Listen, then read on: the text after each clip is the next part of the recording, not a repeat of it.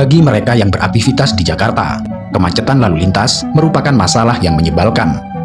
Selain pemborosan dan polusi, kemacetan mengakibatkan tingkat stres yang cukup tinggi.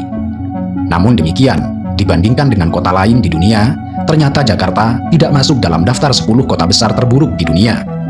Bahkan tingkat kemacetan di Jakarta tidak ada apa-apanya jika dibandingkan dengan kota Lagos. Lagos merupakan sebuah kota kecil di Nigeria. Meski kecil, kota ini menjadi rumah bagi lebih dari 24 juta orang. Yang dengan demikian, kota ini dihuni oleh lebih dari 2 kali lipat jumlah penduduk New York, London, dan Jakarta. Padatnya jumlah penduduk di kota Lagos menjadikan kota ini bermasalah dengan lalu lintas. Kemacetan menjadi bagian yang tidak terpisahkan dari kota ini.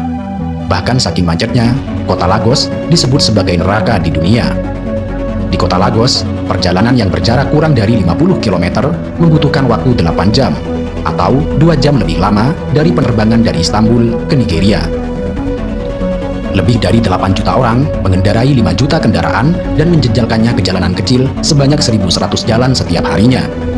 Ini menjadi alasan mengapa orang Lagos menghabiskan rata-rata 30 jam dalam lalu lintas setiap minggu, atau 1.560 jam dalam 1 tahun. Kemacetan lalu lintas dengan kebisingan dan polusi sangat merugikan kesehatan mental dan fisik. Para pekerja juga tidak produktif karena sebelum di tempat kerja harus bertahan dalam lalu lintas selama lebih dari 6 jam setiap hari. Selain berpengaruh buruk pada mental dan fisik pekerja, kemacetan di kota Lagos juga mempengaruhi kualitas tidur para pelajar.